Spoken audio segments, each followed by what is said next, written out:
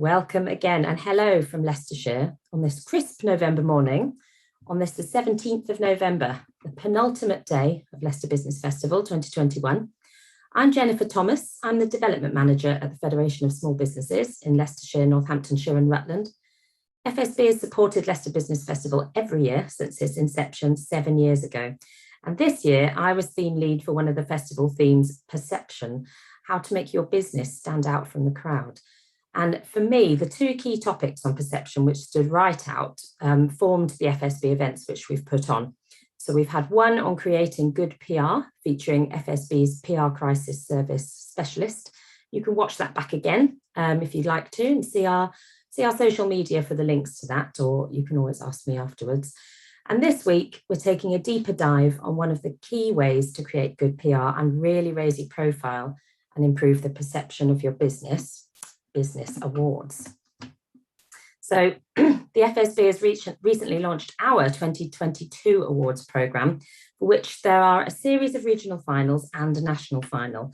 So these are a great place to apply for an award, and they're free to enter. You don't have to be an FSB member, and you've got plenty of time left to prepare your application. The East Midlands Regional Finals closing date is in February, with the awards lunch taking place in April in Leicester. So I've been involved in the running of the FSB Awards for a few years. I've also been able to attend, sponsor and judge many other local and regional business awards in my time in this role to support the local business community. And it's definitely an area where just some extra thought and preparation can pay huge dividends. COVID has been really tough for businesses, and right now things are still difficult and also incredibly busy. So there must be a value to the time and energy which you're going to put into an awards application. Why should you invest your time in awards and invest in your valuable time and energy into it? In the local area, we've also seen many stories from businesses who've grown and raised their profile as a result of entering awards. And there are so many fantastic businesses out there who deserve to have a light shone on them. So today we're going to go over top tips and also key pitfalls to avoid on the topics of how to go about entering, what judges look for, tips on saving time and energy and making your best application, and also making the most of the whole experience, irrespective of whether you win, from the build-up, the event on the night and afterwards. So I'd like to introduce you to our speakers. Firstly, we're lucky to have Sandra Garlick, MBE, founder of the Woman Who Network Academy and Awards. Sandra, could you introduce yourself, please? And then I'll move to Rachel. Good morning, everybody. My name's Sandra Garlick, and I'm the founder of Woman Who, which, as Jenna said, incorporates the awards, networking events, and more recently an online academy. I started my awards to help women in business to increase their confidence, gain recognition, and not be embarrassed about shouting about their successes. Thanks, Sandra. And we also have Rachel Hayward, founder of Ask the Chameleon, a successful awards, bids and tenders writing firm and winner of numerous business awards herself. Rachel. Morning, everybody. Thanks, Jen. Hi, Sandra. Hi, everybody. So my name is Rachel. I am the Ask the Chameleon. I've been in business since 2015. I started writing awards for my clients and realised that this was a good opportunity for my business as well. And it was a very painful experience, those first few applications. I believe it's made me a better writer for my clients, and nothing makes me happier than creating winning words for them. So looking forward to sharing some of my tips with you this morning. Thanks, Rachel. So today we're going to break the information down into 3 parts, and we'll have questions at the end of each, as well as general questions at the end. So if you want to ask throughout, I'm going to do my best to pick them up. Also once I stop recording, we'll have a little bit of time at the end.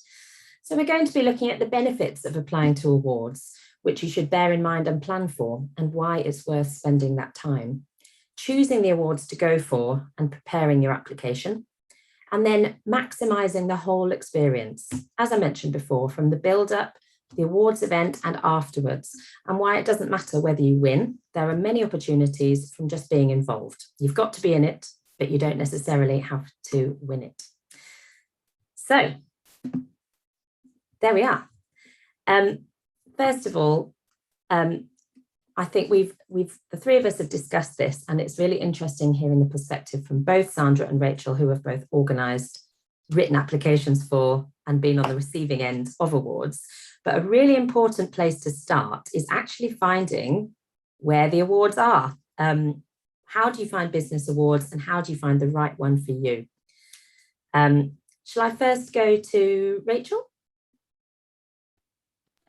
Remember to take myself off mute. You would think after 18 months we've got that down pat now. So yes, now we're talking about awards, and I can see from some of the participants, you know, familiar names to me. I always say to my clients, once we start talking about awards, they pop up everywhere. It's like when you buy a new car, you've not seen that make and model for ages. Once you've decided, then it's in your consciousness. An award should be in your consciousness regardless of what size business you are. All right. Consider it as part of your marketing toolkit. And we can go on and explain why that will help you a little bit later. Google is your friend, but bearing in mind there are 4,500 business awards at any one time, it can seem quite overwhelming. So stick your head above the parapet, look at your business friends, look at your competitors even. Look at the people that you aspire your business or you as a business owner to be like. And you'd be surprised actually how willing other business owners are to talk about their awards journey. When I very first started writing for one of the awards, I asked a former winner, and he sent me his deck, which I was completely overwhelmed by, but he did. So I think that just shows how supportive our community is.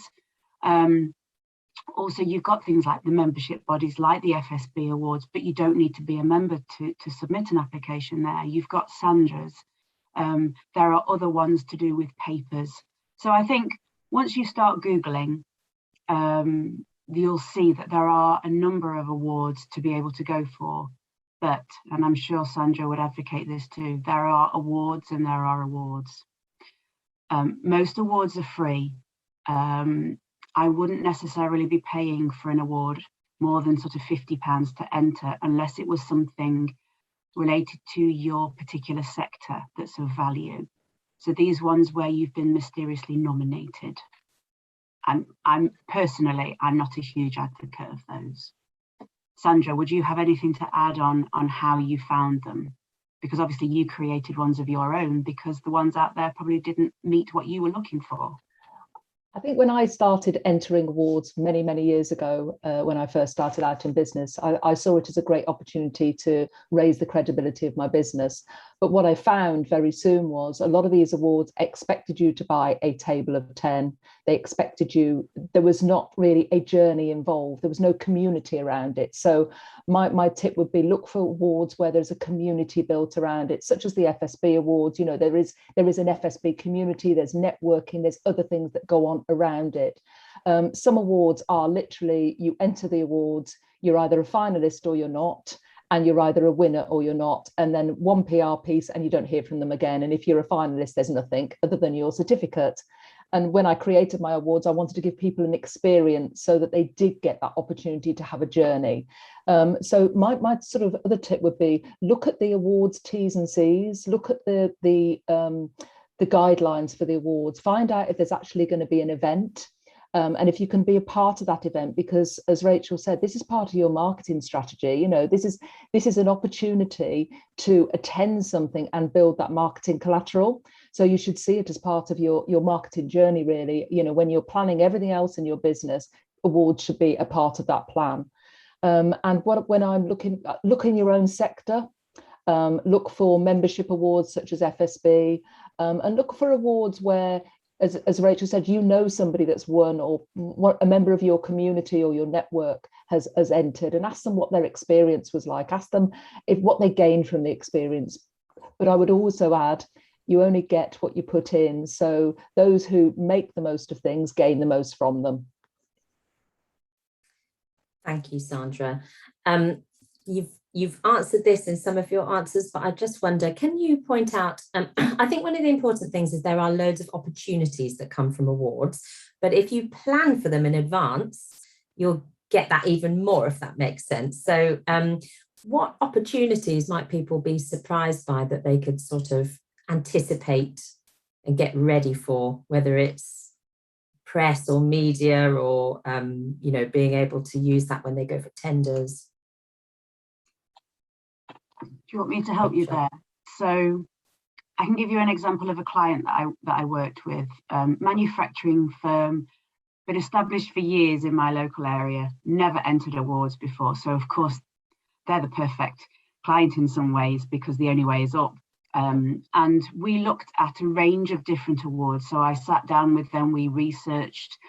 They also brought some information to the table about, because obviously I don't work in manufacturing, so ones that they wanted to aspire to. And we built a plan over 12 months that spread them out, and some that we pushed forward into the next 12 months as well, because we want, you know, don't go for everything all at once. It is expensive.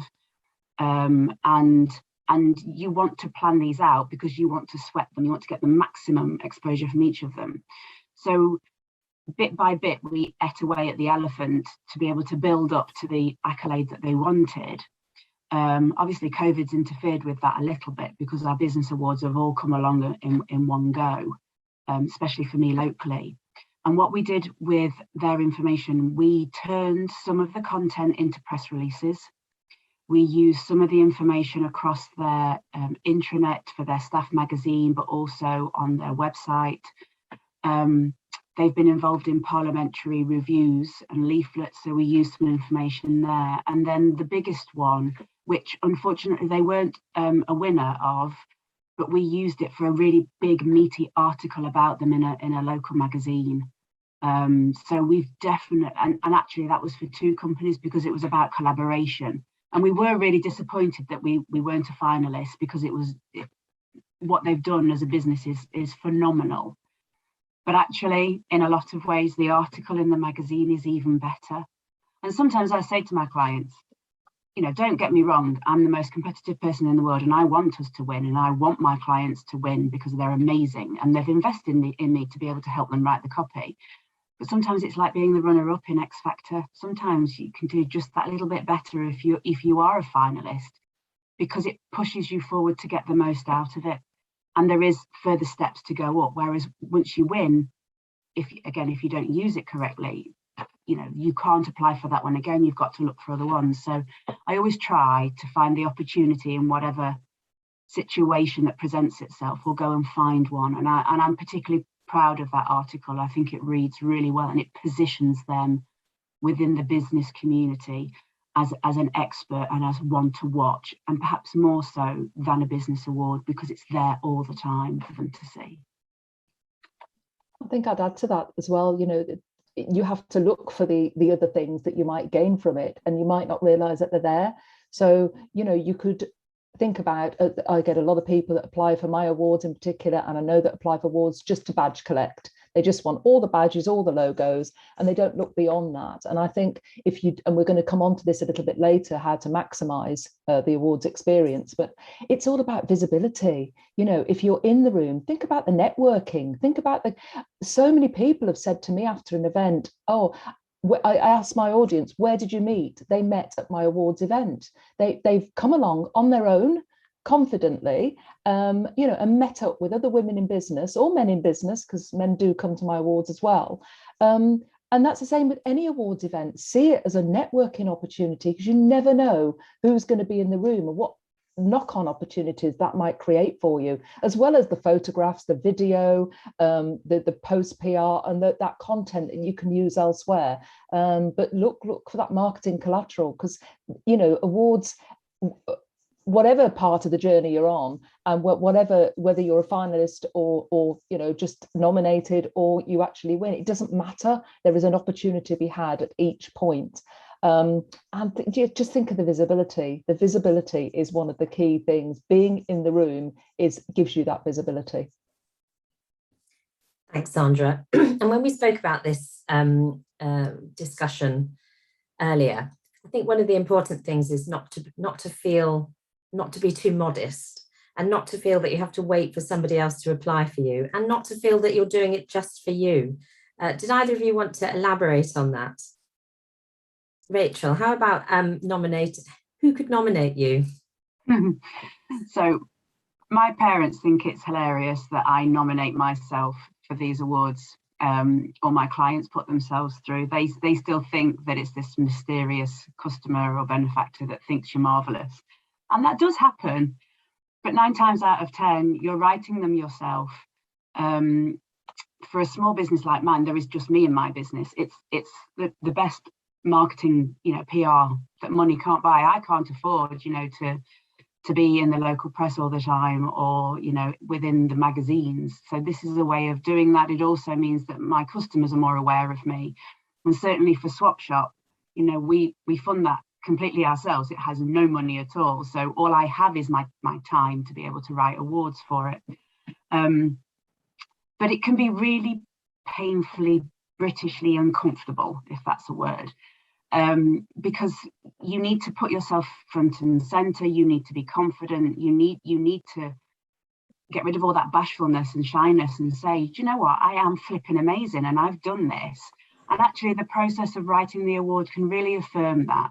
We make a lot of sacrifices as solo business owners and employers of small teams. And when you write an application, it can really bring that sacrifice and that journey to life and be really fulfilling and motivational. So, but with some of my clients are like, oh, I couldn't possibly write about myself. It's, so I say to them, right, let's talk about the company in the third person then. Let's give it an identity of its own. And that's why my business is called Ask the Chameleon and not me. Or, I'll say, what about your team? The team of people that work so solidly behind you. Let's do it for them. Let's do it for your customers or your supply chain, because having award-winning in your title does help in the buying process. So if we try and focus on it from that point of view, sometimes then the shyness and the bashfulness and the Britishness falls away.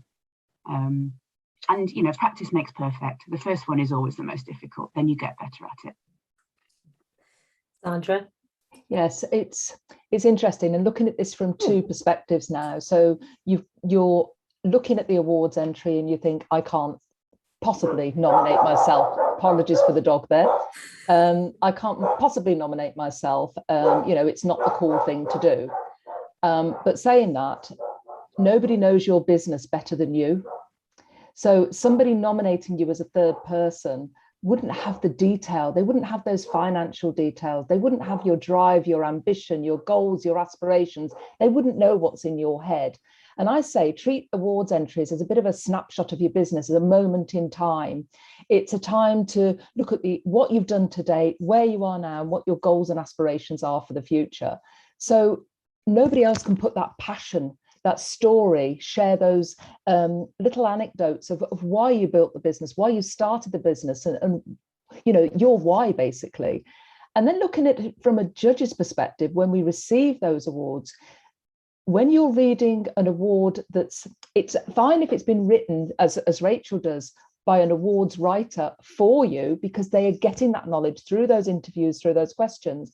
But if you're just nominating a friend or a business contact, you can really tell. And then we have to go back to those people and say, you've been nominated for an award, please fill in the gaps. And a lot of time people don't, because they're so shocked they've been entered, and then they think they're like a rabbit in the headlights thinking, I don't know what to say. But if you've started that awards entry yourself and you've made that commitment, right, I want to enter this award, and this award, that's in my plan. It's part of your strategy. It's part of what you want to do. It's part of your business growth for the year ahead. And as Rachel said, you plan those out. You plan them strategically when those entries are going to go in. And the judges can tell that. When the judges read those awards, they can tell the heart and soul that's been put into those entries. And it really does make a difference. And those awards that have where you've taken time and effort, and you've really put your passion into the entry, they really shine head and shoulders above the rest. And it's about storytelling as well. The judges love the stories in the awards entries. It makes them stand out far above any others. Thank you, Sandra. I've taken loads of notes, but I'm not going to go over them because this is being recorded. So you'll end up with me repeating it, and you'll rewind and listen to them multiple times. But so many good points in there, and thank you. So I think hopefully hopefully if you're on this webinar, you agree that it is worth your time to do awards. But I think it's important to specify all those reasons sometimes. So thank you.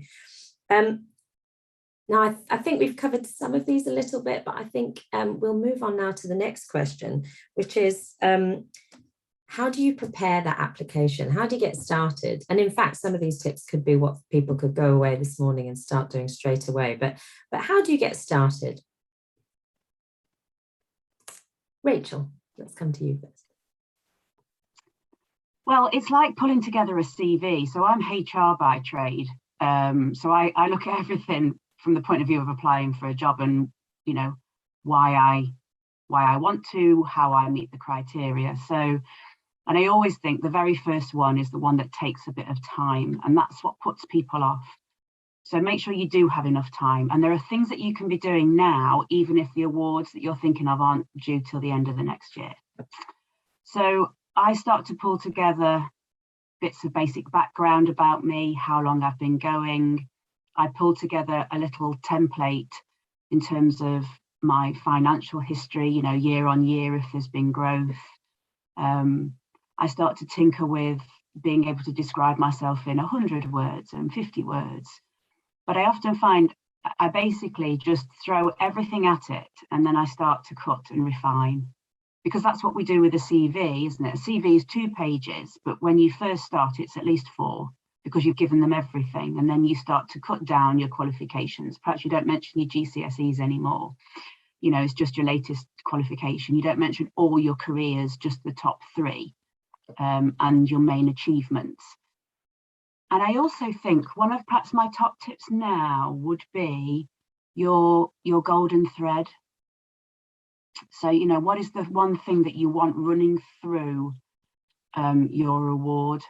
I know some people do that and then look at the award categories that match, and then others that look at the criteria and then write to those criteria. So I'd be interested to know Sandra's view on that, really, as to how, whether, you know, she can tell that or what she thinks from her experience. But that first Word document, that blank sheet of paper, is a bit scary. Start copying and pasting from LinkedIn or your website, and then that sort of the space starts to fill with words, and you can feel more and more confident. That's where I'd start.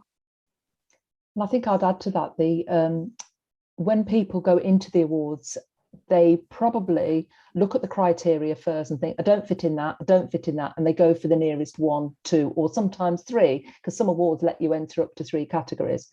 And then they write an application and then just put the same entry in all 3, and then don't tailor it. And that's a mistake that a lot of businesses make.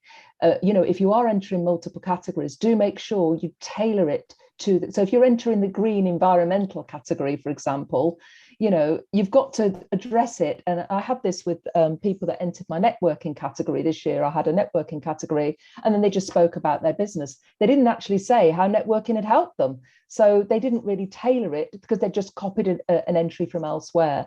And, you know, it's good to copy your entry and keep a file or a folder of entries, because actually you don't have to reinvent the wheel every time.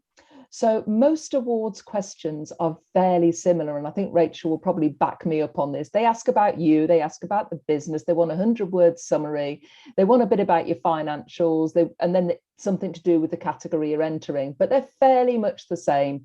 So you could build up those answers and then just update them. Why reinvent the wheel every time? And as I say, it's like a mini business plan, and treat it as a mini business plan. You get that snapshot. And, you know, it's just a matter of planning and thinking about it. And we might talk about timescales, but I just want to mention them here. There is a deadline for entering awards, and I know the East Midlands FSB Awards is the end of February, I think Jen said. And if you're in the West Midlands, it's the end of January. There's different endings for different regions. Most of those entries will come in the last 48 hours. As with my award, nearly all entries come in the last 48 hours. They're rushed, there are typos. So when Rachel said, take it onto a Word document, that's what to do. Take it onto a Word document and get somebody else to read it.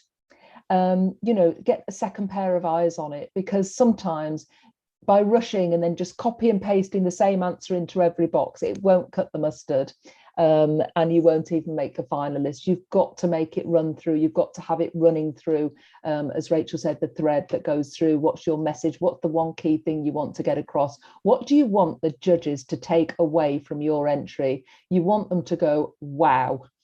And many of my judges do say that this entry stood out, it made us go, wow. And that's what you want, really. You want that wow factor in your entry. Thank you, Sandra.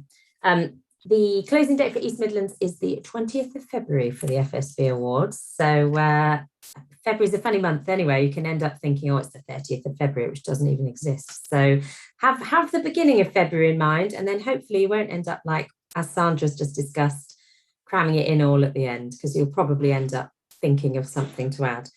How about, I mean, from what I see at FSB, I always think it's interesting about the categories and about really giving some time to think about which category to apply to. Now, the FSB has about 13 different categories. One of them is micro business. These are small business awards. So a huge proportion of small businesses are micro businesses. And so therefore, the category for micro business is always extremely popular. Small Business of the Year award, always extremely popular if you're on other business awards. And sometimes, Sandra mentioned about the Green and Environmental Award. Think outside the box, think of different categories that you might be able to apply to where there might be fewer applications. And then consider the fact that an award isn't, so let's take Green and Environmental. It's not for an environmental business. You don't have to be a charity or an environmental, animal wildlife centre. You can be a normal business that makes widgets, but has taken some steps within your business to improve your business in terms of sustainability. And it's that activity and that project and that commitment that you can win the award for. So you are not necessarily a green and environmental business in that sector. The same with a category like digital. So you don't have to be a digital marketing firm to win the digital category. It could literally be that you have gone digital over the last year and you can evidence what a difference that's made to you. Do either of you have anything to add about choosing which category to go for? Yeah, I would just say that it's good doing a bit of research here, because there are those popular categories, as you say. So, for example, international categories, they get very few entries. You don't have to have offices in other countries. You just need to be working on an international basis. So lockdown gave a lot of people a chance to work internationally when they were online, because it didn't matter where you were in the world. We could all communicate with each other. And especially if you're in the service industry as well, that opened up a lot of doors. So as Jen said, think outside the box. Young Entrepreneur of the Year, I know that category is always, there's not that many people that tend to apply for that. So look for categories that are slightly unusual and you think, I don't fit in there, and then try and think how you can fit into that category. Because some of my categories, we get over 80 entries in one category. It's such a shame because there are so many great businesses in there, and yet my judges can only pick, around 5 finalists in that category. Yes, my judges are a bit wayward. They do like to split categories and make up new ones, and every year they do that, and I give them the remit to do that because my awards are quite flexible. But if you're, the FSB aren't going to do that. They aren't going to split the categories and make new ones. So have a look through all of them. Maybe take a couple of days just revisiting the categories before you decide which ones you're going to enter. I'd really agree with that. And this is where you need the time. So, this is going to represent your business. It needs to go out with the care and quality and attention that you would give anything, because this, the judges are only human. They will remember poor ones. And the category decision is something that I wrestle over with my clients all the time. And recently we had some feedback on an award entry we put in, and somebody said, oh, if you'd had entered another category, you probably would have been shortlisted. That's a nightmare for me, because you just think, oh, if only, but it's lessons learned. And next year, we will go for it again.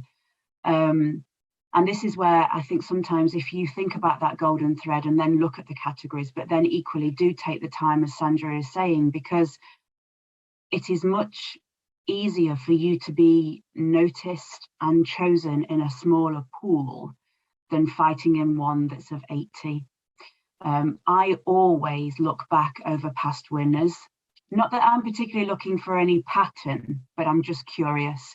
And every awards that I go to, you'll see me there with my pen and a list of the finalists, and I'm marking off who wins, because it gives me a sort of indication and a thought as to what's been going on and the sorts of organisations that have applied. So do take your time over that, and let it percolate for a while. And that's why it's important to always get somebody else to read your application. Does it make sense? Your judges may not necessarily be tech digital experts, but they're judging that category. I had to judge a building award one once. I'm not a builder. So the ones that resonated to me were the ones that told that story and met the criteria insofar as I could establish, because they didn't use too much jargon and they really thought about the person, about the judge. Always put yourself in the judge's seat. They've got 80 awards to read. How will yours stand out with that very first sentence? How is it going to grab their attention? Just like it would in your personal profile in the CV. I teach university students, and their CVs come to me in the beginning with, I'm a willing and committed person that can work in a member as a team and on their own. It's so vanilla. Make it sparkle, grab their attention and make them want to think, oh, I'm curious to find out what's coming next. Thank you, Rachel. Yeah, that's I've heard somebody else say before that they write all the information in a vanilla way, and then they get somebody they trust and they know likes them to make it sparkle for them. So that takes away that modesty, but also maybe it's somebody who's slightly better at sort of copywriting, or somebody from the marketing team. But I know what you mean. Sometimes in your mind, you're thinking of the facts, and then it's very difficult when you've looked at that so many times to make it sparkle. So perhaps getting somebody else to help you. Sandra, did you have anything to add to that? Trying to unmute myself there. I still haven't got the knack of it, as we say, after so long. Yeah, it is making it stand out, and it's as I said, I keep coming back to the story. People find it easy to read stories, and if you can share some little stories in your awards entry, it will make it stand out. It will make it more authentic. As if and I say to entrants, imagine you're having a chat with a judge and you're talking to that particular judge, and speak to them in your entry, because if you can speak to them, they're going to hear you. And it's a hard technique to get, but they're the entries that tend to stand out. So if you can do it in the first person, it is much better, because it will speak to the judges more. And bear in mind that every awards has different judging criteria, different judges, different panels. So they go through different stages. My awards, for example, goes through a check on entry. So we make sure all the awards are valid.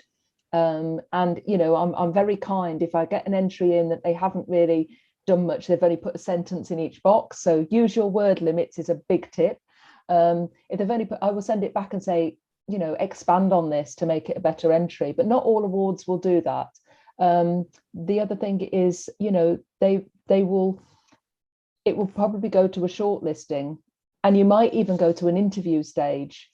So some awards can go through multiple stages, which is really important to look at those terms and conditions that are attached to it, the criteria, and please look at the key dates. So many people enter awards and then say they can't make the dates. When the dates are always published on the awards entry, why go to all that effort? Because most awards will insist that you're in the room or attending in some way, to avoid really the badge collectors coming along and just taking all the awards and not turning up. And there's nothing worse than not being in the room when your name is announced, because you want to get those photographs, you want to get that marketing collateral. So it's all these little things that you need to think about even before you start writing the award. Can I make the dates? Thanks, Sandra.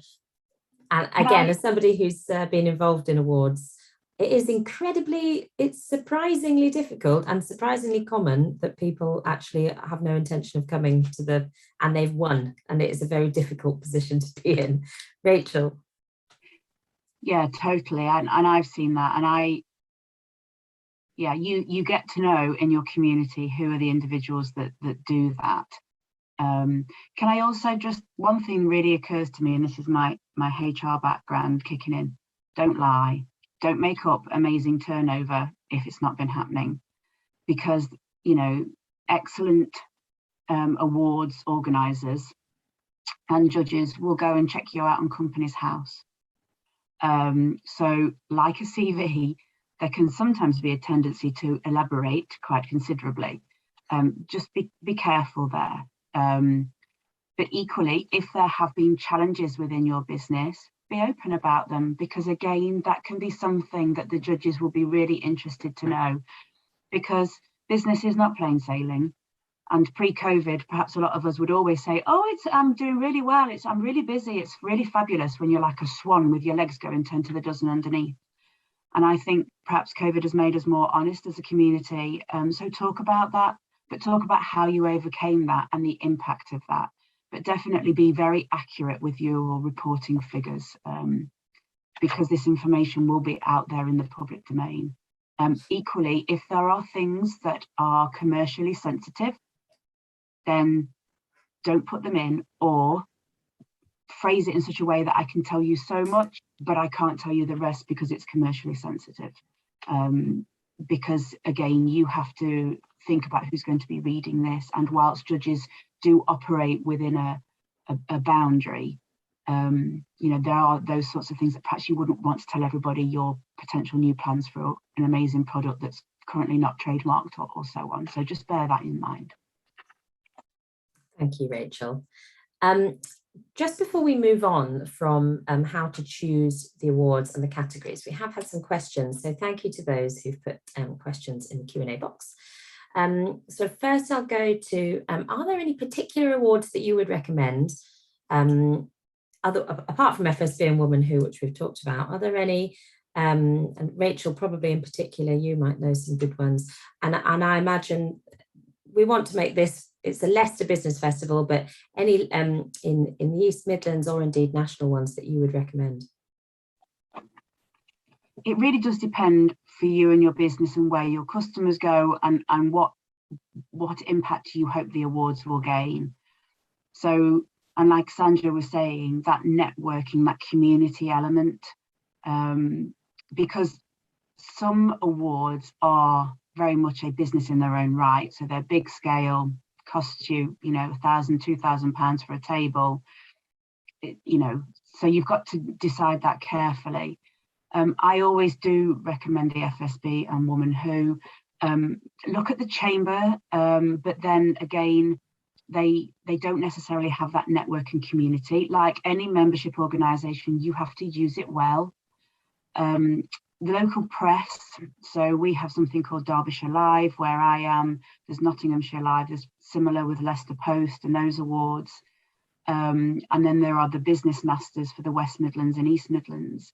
But again, I would be looking at the size of organisations that are winning. So for example, the Derbyshire Live where I am, that was predominantly and is still predominantly for companies of at least 5 to 10 staff. I was very fortunate to win this year, and the photographer said to me as I went to go and get my picture taken, would you like to bring your team? And I was like, there isn't a team, there's just me. So that gives you an indication of you know, and that's been a long time in the applying for me, and genuinely not something that I did think that I would win, because I was up against very large firms. So choose wisely. There's Best Business Women, that's a nice community. Debbie does a lot of support, like Sandra, for the community there. So I would be drilling down a little bit further to look at and make your choices wisely as you start your careers journey, your awards journey. You're getting into your university talk, Rachel. Can I ask quickly about I see quite a few people with awards from banks. Is that something that's becoming more popular? There are some bank awards. Lloyds Bank, I think they charge an entry fee. At last time I was told, I think it was about £250, and they have a very prestigious event in London, which you can attend on your own, but the tickets are quite expensive. So just think where you are in your business journey. It might be better to test the water if you haven't entered awards before with a local awards, because actually once you go for the big national one, they're looking for previous award wins. So if you can get a bit of a pedigree built up, but there's nothing to stop you. If you've got something innovative or completely new, or you're doing something out of the box, then go for the bigger ones, because I saw a question there about startups. Most awards have a startup category as well. So, you know, that they are not closed to experience long-standing businesses. Many awards have, my awards, for example, has a just starting out category for businesses that are less than 6 months old, as well as a startup category. So do look for those as well. But banks, NatWest, I think they were involved in awards before. This is a personal preference, but there are a lot of awards out there, and some are backed by banks, that are awards where you have to vote. Now, I think awards should be based on merit, and this is a personal belief, on how good your business and you are as a business person if you're entering business awards. Community awards, yes, fantastic. You know, if they're basically community, not business related, votes are wonderful. But awards are not a popularity contest, and I feel that, you know, do check that that it's properly judged by business people, and B, that there is an event there, because there are, as Jen mentioned, some awards out there that are just marketing machines. They tell you you've been nominated. They won't tell you who's nominated you. They then say you've got a free entry in an online brochure, which nobody ever seems to have seen, except the recipient. And then they charge you for your trophy and then sell you an advertising package costing around £1,500. There are far cheaper ways and easier ways. There's no photographs, there's no event, there's no collateral. So do shop around, because there are some decent awards with good communities and, you know, great follow-up as well. So that don't think about awards as one day in your calendar year. Think about it as a whole year of how can I use this? How can I use the judges' comments? How can I use the photographs? How can I use the follow-up PR? And think of it as a, not just beforehand, but what you can do with it afterwards as well. Thanks, Sandra. I think Rachel mentioned at the beginning that there are 4,500 business awards.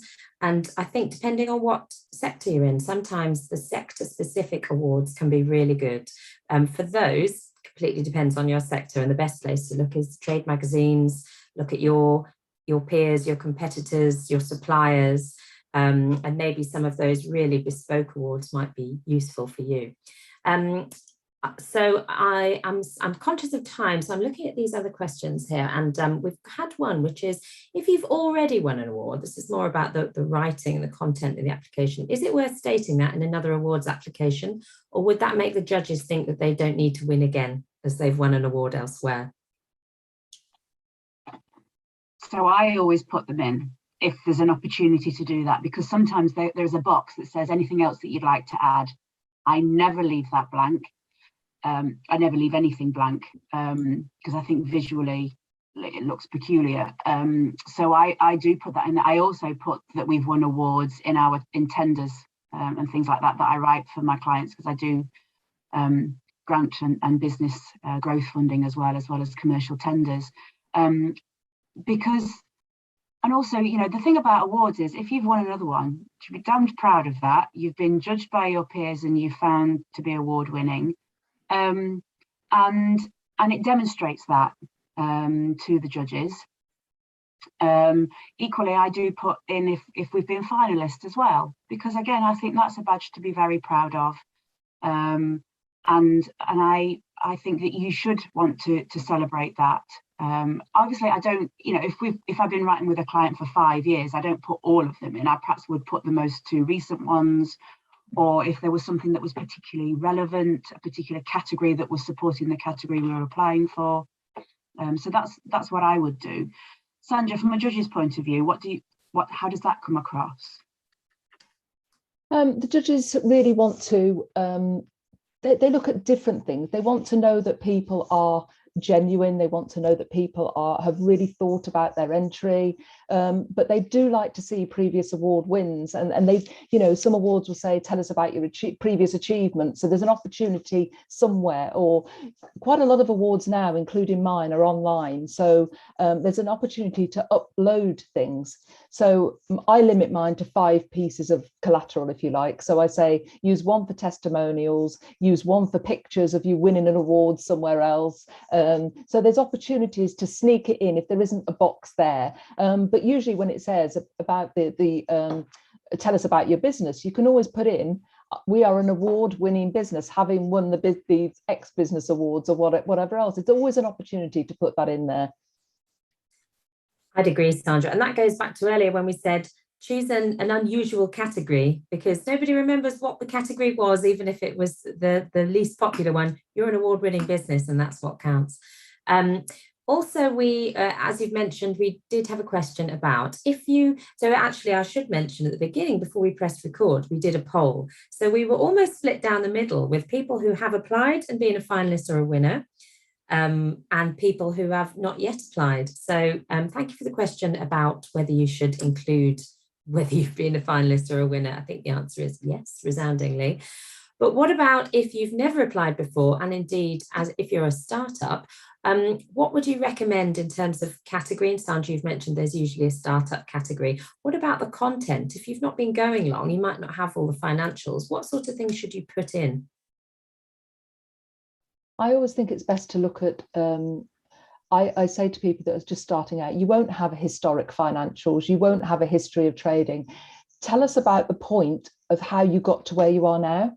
You know, what transferable skills have you used from your past life, from your corporate career, from whatever, that you've transferred and brought into the business? Where has your experience come from? Why did you start your business? And then look at the goals and aspirations for the future, where you want to take this business, maybe in 12 months, maybe in 3 years.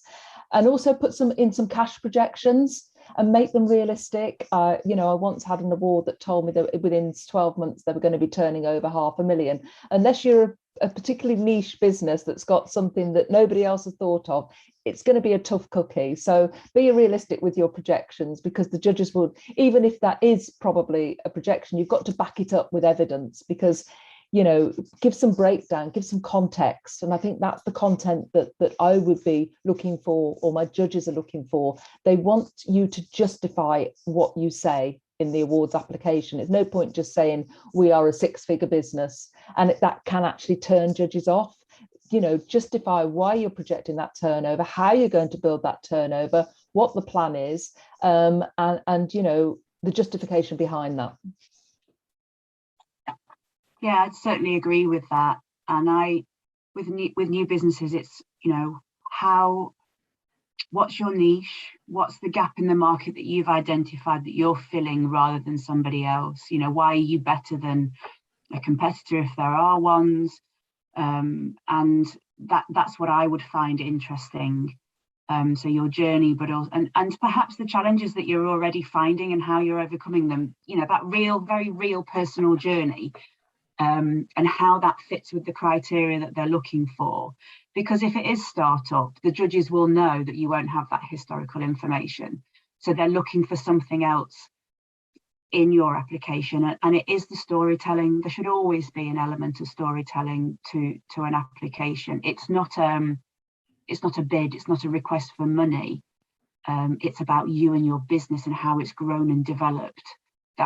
And that's why I like writing business awards for other people, because we can add some personality and flavour. Whereas when I'm writing, you know, a tender for an IT framework, it's very, very black and white, very pale.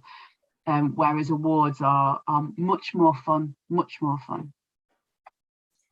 Thank you, Rachel. And thank you to the person in the chat who has given us an example of what sounds like an industry-specific award, and how useful it's been for them to be a finalist, because the fact is you've been recognised up there. So thank you for that. Again, conscious of time, I'm just going to end the recording, but then we can carry on for more questions. But I want to move on just to our last section, which is on maximising the whole experience. Now, all of us have had experience, and and you have as well, half of you, of going to awards and building up to it and what you do afterwards. So if we could cover your top tips, Sandra and Rachel, for how to get the most out of the experience and what you would make sure you're doing in the build-up, at the event and afterwards. So we'll start with the build-up first. Sandra. Well, the build-up is great. I mean, you've entered your award, you'll probably get an email back confirming your submission. And a lot of awards now supply you with a logo at that stage. I do a proud to be nominated logo, but even if you don't get that, you know, put it out there saying delighted to be nominated. It doesn't matter that you've nominated yourself, but delighted to be nominated for the awards. Now, if you tag in the awards organisers, they will share that on their socials. So find out the organisers where they are on social, whether that's Facebook, Twitter, Instagram, LinkedIn, but start tagging in the organisers. The organisers love it. If there's a hashtag for the awards, start using that early on as well, and start using that hashtag, because actually that momentum and the build up lets your community, lets your network know that you're in for the running for awards. And it's just putting it out there. It doesn't matter if you don't get any further than that, you've put it out there. And as soon as people see the word award, they start thinking, oh, they're a great business, and it starts that credibility thread. Thank you, Sandra. Rachel, anything to add? Yeah, so that's just reminded me, because we've got one next week for Swap Shop, so I really need to get on board with that. So you see, even I forget sometimes. And it's about,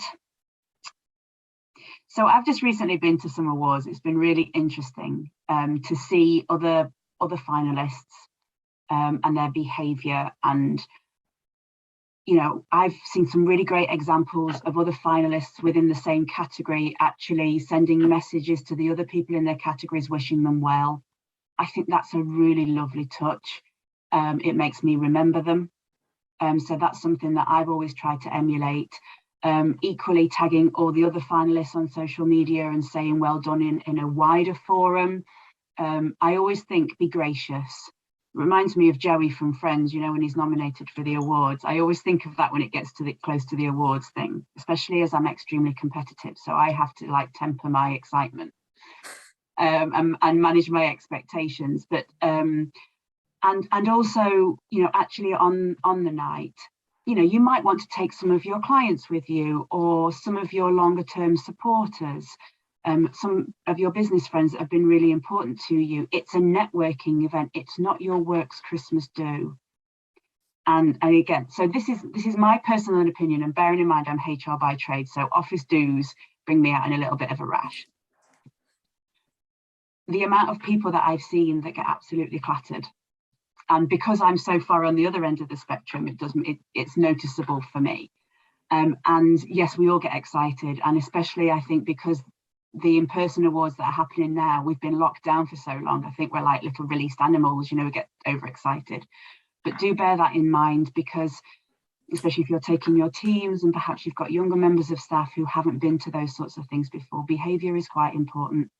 And I have seen examples where members of the table have been very drunk and had to be taken home. We talk about that, why wouldn't we? We're human beings. But equally, where I've seen finalists throw down their napkin at disgust because they weren't a winner. And you know, we are disappointed when we don't win. I get the same. But you know, do remember where you are, because you've spent a lot of money on this to get to that situation. You want to continue it beyond that event night. You don't want people remembering you because you had a little bit of a temper tantrum because you didn't win. And like I say, yes, we do want to win, but it is the taking part. You can make so much of the whole process. Even if you don't win, you know, you can make a lot of that finalist position going forward. So don't damage it for just 2 hours sitting at a dinner table with people. I don't want to be a complete party pooper, and we are human beings, but remember where you are and why you're applying and what it's for. I think one of the things I would add there, a lot of people don't take advantage of the opportunities that are presented to them. I have my awards during the day. It's a lunch, so I don't have that problem. Well, I have had that problem, but not to the extent. People see it as an afternoon of business networking. And I always put, an afternoon of networking, celebration, and inspiration. I always put networking first. That puts it in the forefront of their minds. But I ask finalists, they get a finalist logo as well, and I always ask them to give me a quote. And I think FSB do similar with case studies and things. You wouldn't believe the number of people that don't send in a quote. Now, if you don't send in a quote, it's not going to be used anywhere. So, that's an opportunity again, because I use those quotes on the website when I do the follow-up, and I trawl through and find all the finalists' quotes and use them. And then the winners, I ask for a winner quote, but a lot of winners don't give me a quote. So there are opportunities throughout the whole awards journey where you can get just that little bit more and stand out a little bit more. As we say, you don't have to win something to be standing out. Being a finalist, you can get as much, if not far more. The other thing I would say, if you're going to an awards event, you've probably got your mobile with you and you're probably taking some photographs. Find the other finalists in your category and get your own little photograph. But as Rachel said, that's good. That's how these communities are built. And take photographs as well, and go on the social channels, because the awards organisers love that as well. And they will go back to the hashtag, they'll go back to those, and they will retweet them very quickly before the event photographer has even released any photographs. So, you can be at the forefront and put yourself out there. There are people at my awards that were actually taking photographs and putting things out there live on the afternoon. Those people were very much remembered, and people were saying thank you for taking the photographs. Don't just wait for the photographer's photographs as well. That's a good point. Thanks, Sandra. And actually, it's made me think that when you're there on the night, the other finalists seem like your competitors, don't they? And sometimes in the real world, they are your competitors, depending on what the category is in the award. But actually, they could just as easily be your potential partners, your potential suppliers, your friends in the industry. So actually, yeah, that is a good opportunity. Don't avoid the other finalists. Treat them on the night as probably people with a similar ilk to you, with things that you might be interested in, and possibly if they win and you don't, then maybe they can help you to have some of the achievement that they've had, which caused them to win. So finally, just sort of finally, I've got a few bits here just I wanted to cover. Perhaps we have mentioned, but about afterwards, the image I showed at the beginning of Rachel was a fantastic press release that went out and was picked up by local press. The fact that Rachel had won 3 awards in one go, brilliant press release about a trio of awards.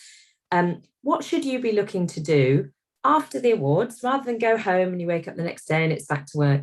What things should you be planning in advance and making sure that you do, that you haven't mentioned already? So those winners badges, the finalist badges that Sandra talks about, go on your website, on your email footer. The amount of times we don't use we don't change our email footer, then change it so people notice. Ask for feedback if that's possible, and create your press release or get somebody else to create it for you and put that on your website. Equally, there's a free journalism PR product called Newspages UK, so you can put it on there.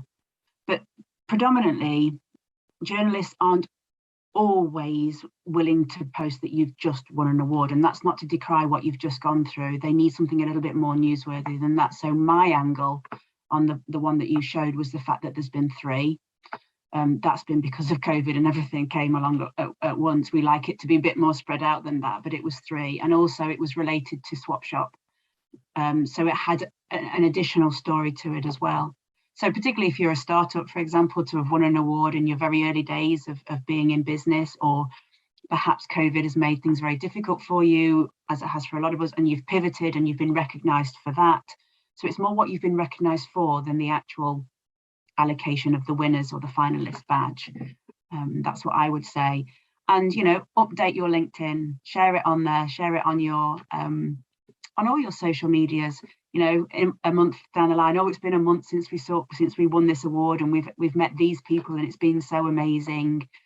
Next year, perhaps when the awards come around again, this makes us think about when we were writing our awards, and these are the top tips that I could give you.